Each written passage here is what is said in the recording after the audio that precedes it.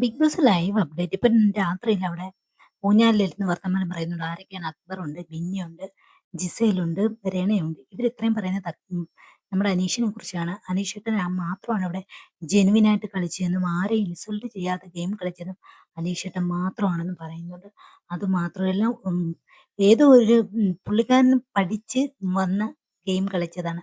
അത് കള്ളത്തരം പറഞ്ഞാണെങ്കിലും ഇല്ലാത്തത് പറഞ്ഞാണെങ്കിലും പുള്ളിക്കാരൻ ഗെയിമിൽ നിന്ന് പുള്ളിക്കാരൻ്റെതായ സ്റ്റാൻഡേർഡ് കൊണ്ടുവന്നു. പക്ഷേ മറ്റുള്ളവരെ കുറ്റപ്പെടുത്തിയും മറ്റുള്ളവരുടെ ഫാമിലിയിലോട്ട് കടന്നു കയറിയ അവരെ തെറി പറഞ്ഞു ഒന്നുമല്ല അനീഷേട്ടൻ ഇവിടെ വിജയിച്ചിരിക്കുന്നതെന്നാണ് നമ്മുടെ അക്ബർ പറയുന്നത്. അപ്പം ബിന്നിയും സപ്പോർട്ട് ചെയ്യുന്നുണ്ട്. ബിന്നിയും പറയുന്നുണ്ട് അത് ശരിയാണ്, പുള്ളിക്കാരൻ ആരെയും അങ്ങനെ ഇൻസൾട്ട് ചെയ്തിട്ടില്ല. പുള്ളിക്കാരൻ്റെ ഒരു ഗെയിമുണ്ട്, ആ ഗെയിം കണ്ടിന്യൂ ചെയ്താണ് പോയത് എന്ന് പറയുന്നത്. അതിൻ്റെ കൂട്ടത്തിൽ ബിന്നി പറയുന്ന മറ്റൊരു കാര്യമുണ്ട്, അങ്ങനെ പോകുന്ന ഒരാളാണ് വിജയിക്കുന്നതെങ്കിൽ അത് അടിപൊളിയാണെന്ന്.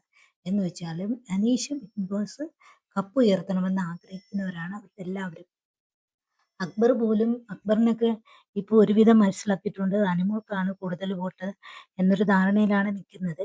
അപ്പോൾ അനീഷ് ആവണമെന്നൊരു ആഗ്രഹമുണ്ട്. അപ്പോൾ അനുമോളും അനീഷും തമ്മിൽ വളരെ കുറഞ്ഞ വോട്ടിൻ്റെ വ്യത്യാസം മാത്രമേ ഉള്ളൂ. അപ്പം ആവശ്യത്തിലധികം ഇപ്പം അനു എന്തൊക്കെ പറഞ്ഞോ അതിനെയൊക്കെ മുൻപന്തിയിൽ കൊണ്ടുവന്ന് അനുവിനെ ചൊറിയുക, അനുവിനെ ഇളക്കുക, തിരിച്ച് പ്രതികരിക്കുക എന്നതായിരിക്കും ഒരുപക്ഷെ ഇവരുടെ ലക്ഷ്യം.